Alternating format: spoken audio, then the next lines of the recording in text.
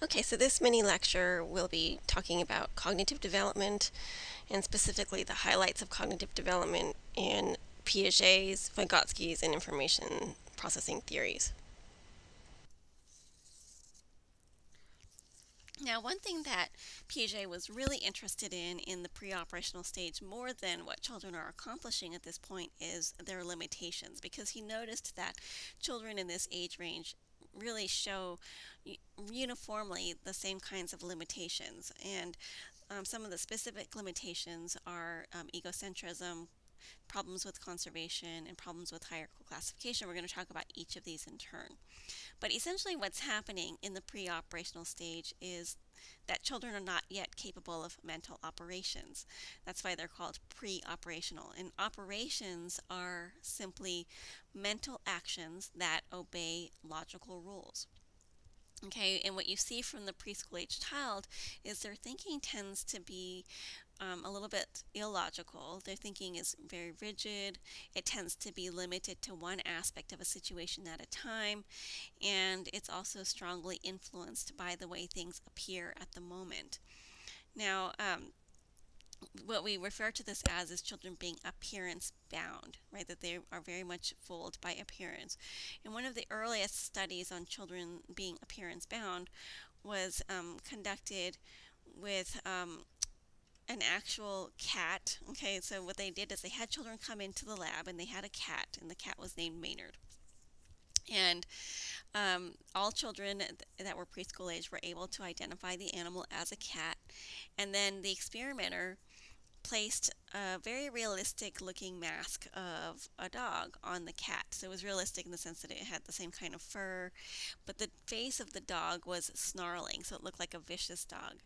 And children that were in the pre-operational stage, all of a sudden, now when they were asked what kind of animal is this, they all thought that it was a dog.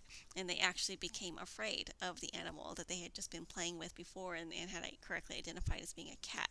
Right, so they are very much fooled by appearance.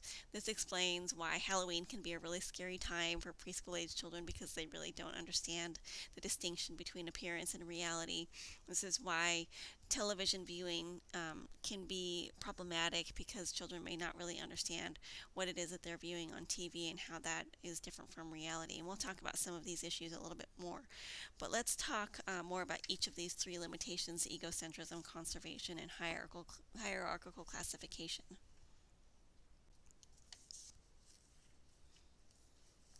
So, with egocentrism, the problem is in being able to distinguish others' views from one's own. It has to do with perspective taking, that young children really think that everyone else has the same perspective that they have, and therefore they're egocentric. And the way that Piaget tested this was with something called the three mountain task. And it was a three-dimensional figure that had mountains, and there were different elements on the mountains, and children were asked to walk around and study the three mountains very carefully, and then they would be placed on one side of the figure, and they would be asked to describe both what they saw and then asked to describe what the doll or the experimenter saw who's sitting on the opposite side. Now, if a child is egocentric, what are they going to do? Right? Well, they have trouble seeing things from others' own perspectives, and what they tend to do is they tend to describe only what they see right in front of them. So the next thing that we're going to do is I'm going to have you pause the presentation and watch a video clip that shows a demonstration of the use of this three mountain task. And there are two children. One is in the pre-operational stage, and you'll see that they demonstrate egocentrism, and the next child is in the next stage up, and so they pass the egocentrism task. And what's interesting is that the first child, even in describing what they see, it tends to be a bit egocentric. So the experimenter has to ask for clarification of what the child means a couple of times. So just kind of watch that and get a good idea of what egocentrism is and how it was measured by Piaget.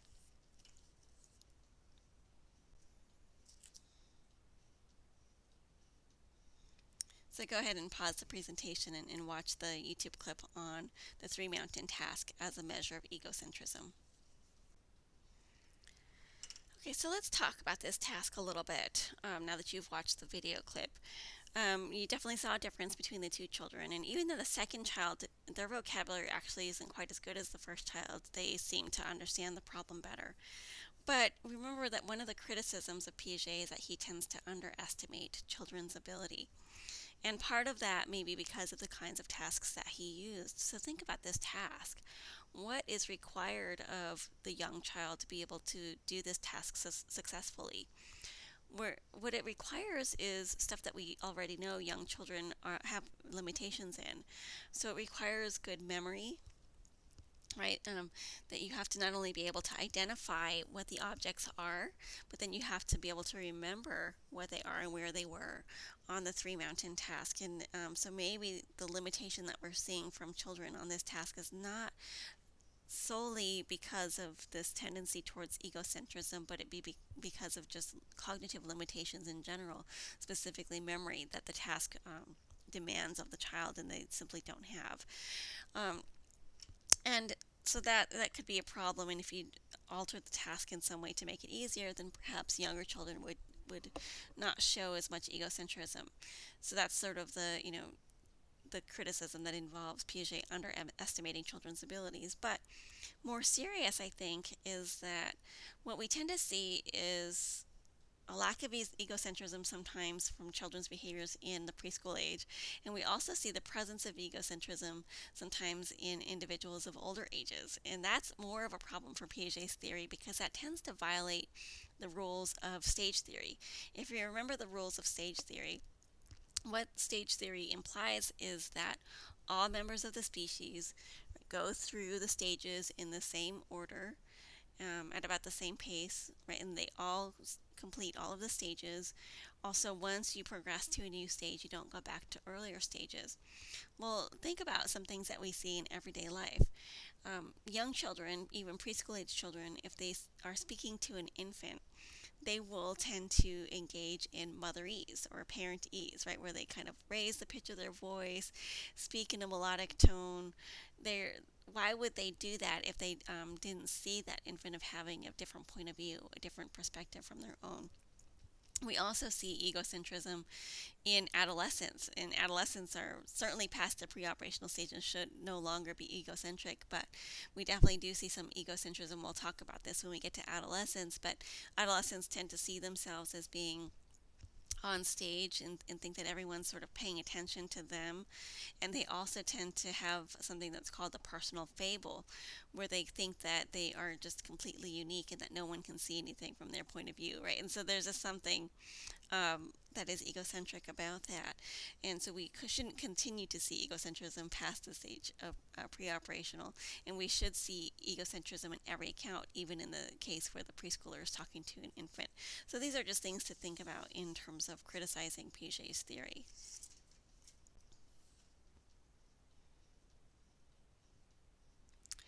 Conservation is the knowledge that the physical properties of something remain the same even if their appearance changes, right? So here we get to tap into children's limitation in terms of being appearance bound. And this is done in several different tasks that Piaget developed. Examples are testing for conservation of number, where originally you showed children two rows of coins and you asked them, are these two rows the same? Do they have the same amount?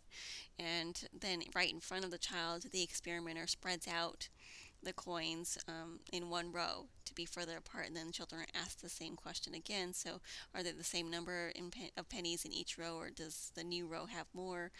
And or does one row have more? And preschool age children that are pre-operational will say that the new spread out row has more pennies, even though it's been done right in front of them and nothing has actually been added or taken away to either of the rows. And there are a couple of things that are going on here. One is centration, that pre-operational children tend to focus on one aspect of the problem and neglect others, right? So they're focusing just on the longer row, right? The fact that it looks longer as opposed to the actual number of pennies in the row. And that's because that's what's most apparent to them, right? They're appearance bound. And they also have a problem with reversibility. They're engaging in irreversibility. They can't mentally reverse a set of steps. So they can't sort of look at those two rows, the longer one and the shorter one next to each other, and sort of reverse the action. And remember that, right, all the experimenter did was spread out the original roll of coins. And so that makes it hard for them to make a correct judgment, a logical judgment here as well. So again, on the next slide, I'm going to have you pause the presentation and watch a video clip that shows conservation of number, conservation of liquid, and then also another one on conservation of number. And so you'll get to see sort of this behavior in action, and see children's difficulty with this.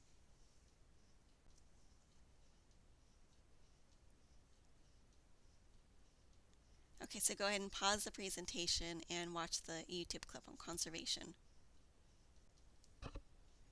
Okay, so now that you've seen that video clip, again, let's think about that task. What is required of children to be able to do this task successfully, and what might be contributing to young children having difficulty with this task? Well, for young children, it could just be sort of one, limitation of language in terms of being able to explain their answers, and two, it could be just unfamiliarity with being questioned, being quizzed in that way. That older children are in school and they are used to being asked questions by the teacher that they know the teacher knows the answer to, right, all the time. And young children are not experienced in this. They don't have formal schooling experience. And so it could be just a confusing task for them that they are being asked essentially the same question twice. And they might think to themselves, well, I've been asked this question before. The experimenter did something with these materials in front of me. Now I'm being asked the same question again. Perhaps I'm expected to give a different answer the second time around. And so that could be a problem with the task itself, that perhaps it's a little bit difficult in some ways for the children. On the other hand, we get these findings very, very consistently across children in this age group, and that even if you try to train children on a conservation task and try to show them how to get the correct answer and why the answer is what it is, they don't really generalize that learning. So let's say you train them on a conservation of number task. Well, then and they understand that and they do that pretty well, and then you present them with a conservation of liquid task, they won't pass the conservation of liquid tasks, so they don't sort of understand the concepts. This is something that takes time for them to develop. Something that we'll talk about when we get to middle childhood is that the conservation of these different elements does not emerge all at the same time. So you don't see children all of a sudden with the next stage of development being able to conserve number, mass, liquid, weight, area. That actually these kind of emerge in a sequence, that children are typically able to conserve number first, and then liquid and mass, and then things like weight and area come later, not until age 10 or 11. And that's going to be a big problem for Piaget's theory, again, because once you've progressed to a new stage, you should have the cognitive abilities of that stage available to you all at once, and this is not what we see in the next stage, which is the concrete operational stage. So just kind of keep that in the back of your mind when we get to middle childhood.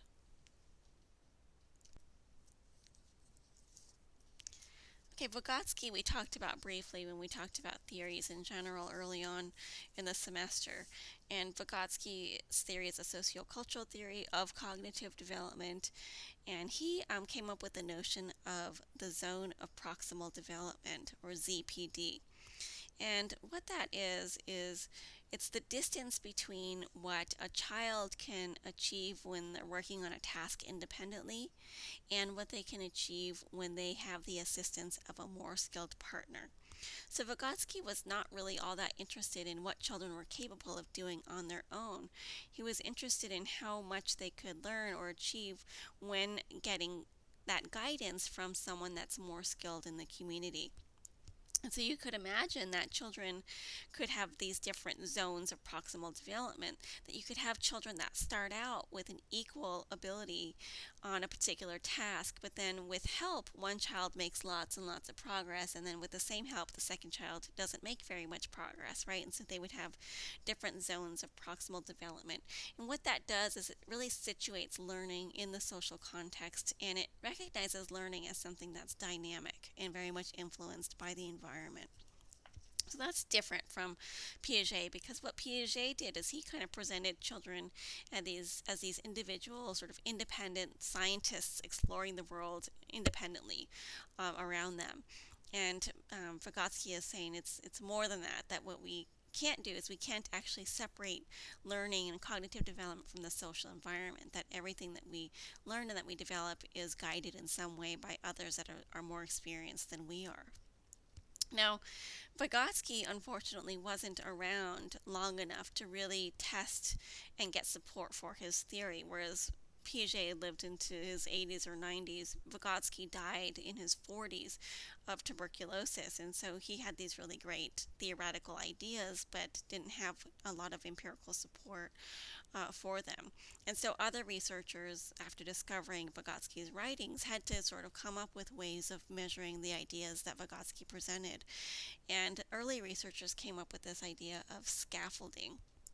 And if you think about what scaffolding is in real life, it's a structure that's used when a building is being constructed, right? And it is on the outside of the building and it helps to support the workers.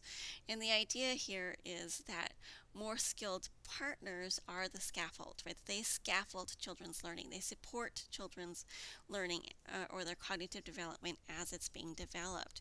And as in real life, scaffolding is not permanent, right? Once the structure is in place, that scaffolding is removed. And that's the idea in terms of cognitive development as well, that once children have acquired skill, the more skilled partner can back off and allow the child to exercise that skill independently. And so if you think about how this works in everyday life, this is not a cognitive skill, but think about how parents help children learn to ride their bike, right? That children may first have training wheels, and so that's heavily scaffolded, right? They're heavily supported in riding a bike because there's no way they can fall if they have training wheels. Well, eventually those training wheels are removed, but the parent doesn't just send the child off on their own. They will continue to scaffold the child's bike riding by holding onto the bike, right? And then as the child starts to make progress, the parent lessens their hold on the bike and eventually lets go. And that's kind of the idea in terms of cognitive development, that the more skilled partner has to figure out how much support to give, and they are aiming for giving just the right amount of support that falls within that child's zone of proximal development. Now, other researchers kind of criticized this notion of scaffolding because the idea tended to focus too heavily on the teacher's role, on the more skilled partner's role, and not really as much on the child's role in the process. And so Barbara Rogoff introduced the notion of guided participation. And guided participation just recognizes that both the learner and the teacher are a part of the process, that children are being guided by that more skilled partner, but more skilled partners are also guided by children. They're guided by children in terms of the children displaying their level of understanding, in terms of displaying a level of interest as examples. So these are just different ways that researchers have taken this notion of the zone of proximal development that Vygotsky presented and have tried to further its definition and ways of researching it. Now, another area that Vygotsky was interested in was something referred to as private speech. And it turns out that both Vygotsky and Piaget had interest in private speech, but they had very different viewpoints on this.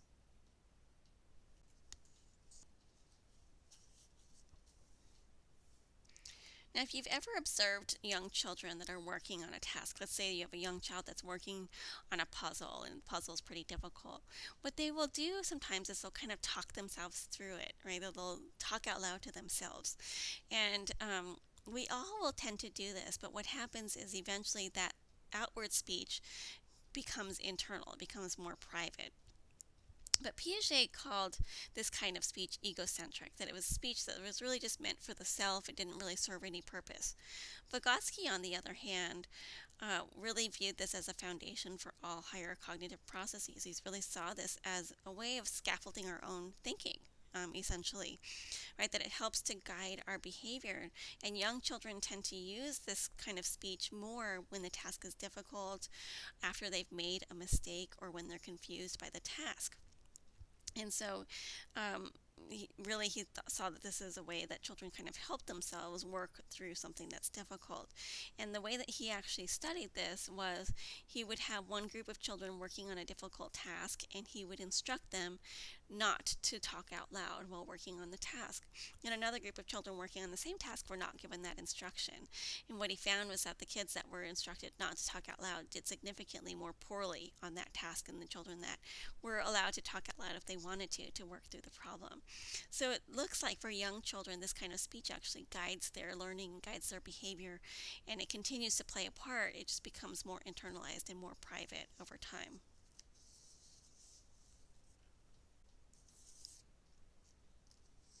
Okay, the next approach we're going to talk about is the information processing approach. We've seen this model before, right, or something like it, so we're not going to talk about this in great detail. It's just to remind you of what the information processing approach is. Okay, so what is it that's happening in terms of information processing in early childhood? Well, our attention span is still developing. We talked about this a little bit in terms of brain development. And even though it's improving, it's still not very good. In early childhood, young children are still spending pretty short periods of time involved in a specific task, and they're very easily distracted. But it does improve a little bit because they are better able to inhibit their impulses. They're better able to remain focused on a goal, and that indicates that attention is improving.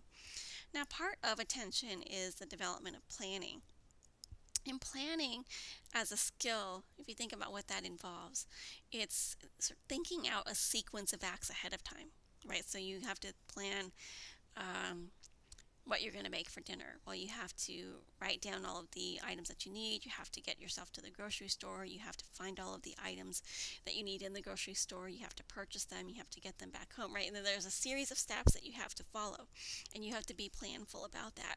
And so what that means is you have to allocate your attention in a very planful way to get that task done successfully. Now, young children can do okay with planning if the task isn't too complex, if it's not too difficult. So, for example, let's say they've misplaced an object. They can search for that object pretty systematically and exhaustively. So they're not going to sort of search the same place over and over again. They're going to be good at figuring out, well, how do I best look for an object that I've misplaced? If you've misplaced your keys, for instance, what do? Well, you look first in the last place that you think you had them, right? And then you kind of, in a systematic way, in a strategic way, look in all the places, excuse me, that they might be. And young children can do this fine. But if you give them a more complex task, for instance, if you've ever seen those activities where there are two pictures side by side and they look very similar, but you have to try to figure out what's different about the two pictures. Well, you have to follow several different steps in a systematic way to do that. And young children, preschool age children, do not do this very well. They tend to not know what to do first, second, third, right? They don't know what to do in an orderly fashion. And so what they tend to do instead is just sort of haphazardly look back and forth between the two pictures, and they might happen to get lucky from time to time and find a difference. Older children, on the other hand, will approach this in a very planful and strategic way. So they'll decide, okay, first I'm going to look in the upper left-hand corner of both pictures, and then I'm going to shift my focus to the middle top part of the picture for both pictures, right? And they are able to then be more successful in a task like that. A lot of the planning that young children do is happening in the social context with people that are more skilled than themselves. So this is a good kind of skill to study within a Vygotskian perspective.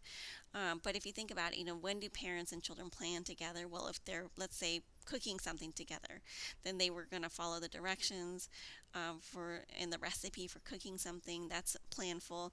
If they're playing a game, then they have to follow the directions for that. Let's say they're building a Lego set together, right? That's planful, and that you follow the directions step by step.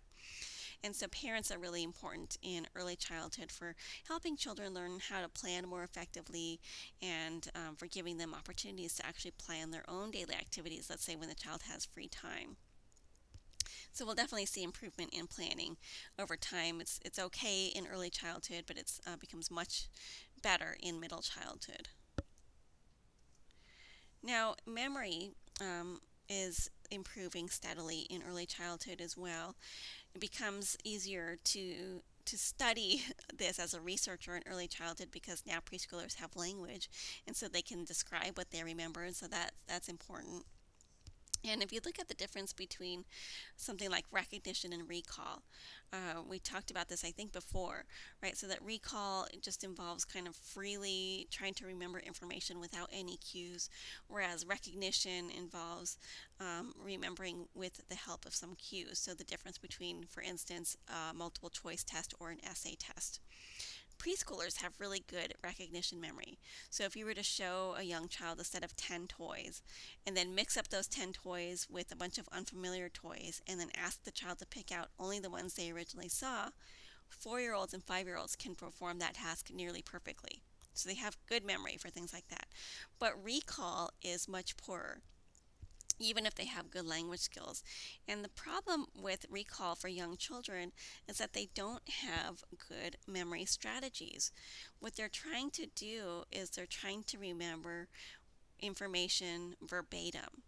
And they're not yet skilled in remembering just the gist, and they don't have memory strategies. They're not using strategies like rehearsal spontaneously at all in early childhood. And memory strategies are essential for improving the chances of remembering information, and so that's part of the problem. The other thing that can help with memory in early childhood is our everyday experiences. That what we tend to do with very familiar events, things that happen on a day-to-day basis, is we tend to develop these scripts, general descriptions of what it occurs and when it occurs in a particular situation, right? So we all have a script for going to the doctor's office, right? We have a sense of what typically happens when you go to the doctor's office. You show up, you sign in, you wait in the waiting room for a long time.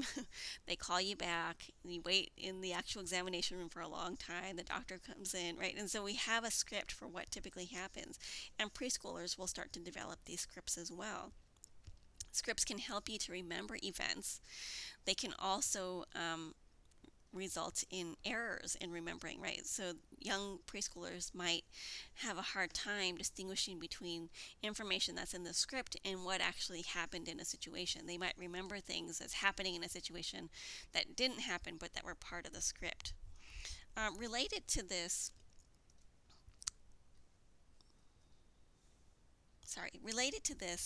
is something called autobiographical memory. And this is the ability to remember personally meaningful one-time events, right? So if I ask you, what did you do last summer on the 4th of July? That would be an example of an autobiographical memory. And we start to see this emerge somewhere around age 2. That younger children don't tend to have good autobiographical memory, and we talked about this before when we talked about infantile amnesia, and that's because it relies on development of sense of self and also language ability. But in early childhood, autobiographical memory is also related to the kind of experience they have with others in remembering these events. Some research looks at differences in how parents talk to children about these events, and 2 different styles have been identified. There's an elaborative style and a repetitive style. So adults who use an elaborative style, where they are trying to prompt the child for more details, more information, tend to have children that also remember more details and have more organized autobiographical memories. On the other hand, the repetitive style is where you're not really sort of prompting the child for more information. You're just asking for them to repeat what happened on their own, and you're not sort of trying to get out more information from them. And these children tend to remember less detailed and have less organized stories.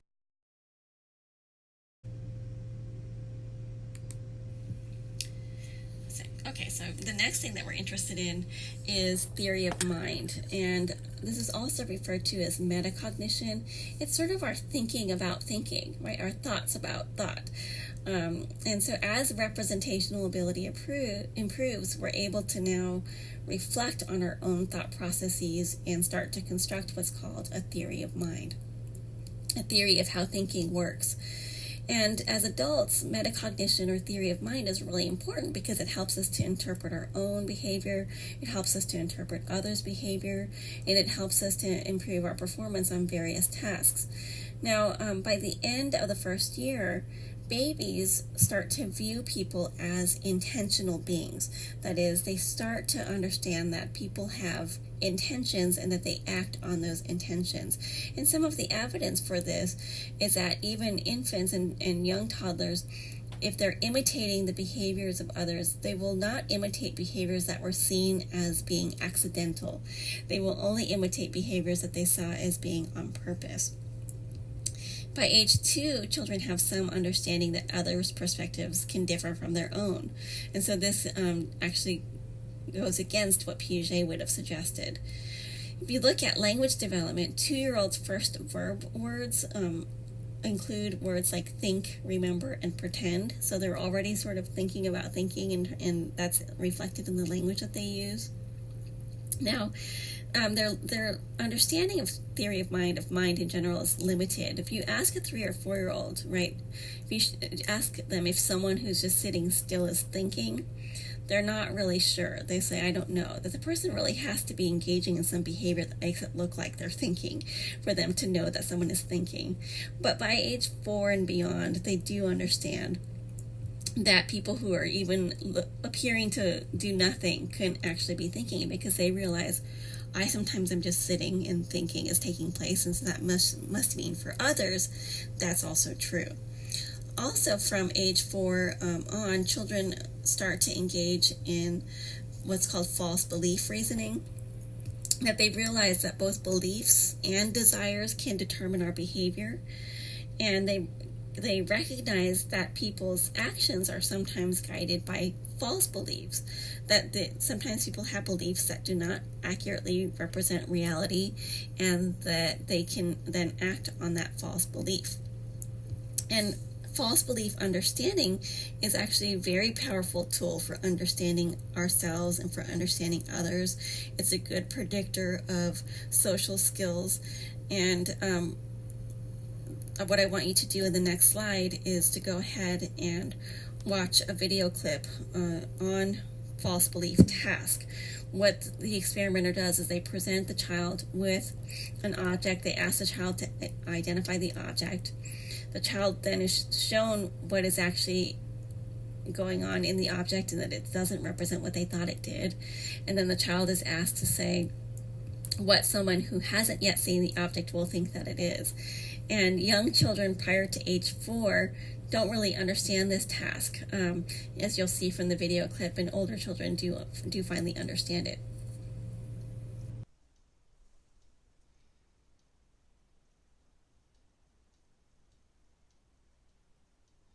So go ahead and pause the presentation and watch this YouTube clip on theory of mind and a typical false belief task.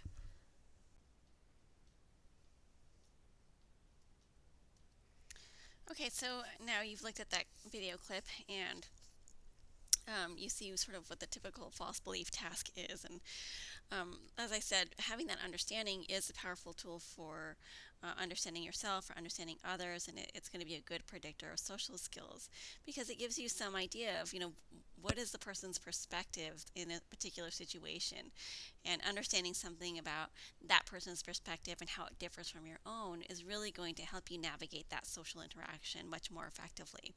Now, it's interesting because preschoolers that have siblings tend to develop a false belief understanding a little bit earlier than children who don't have older siblings.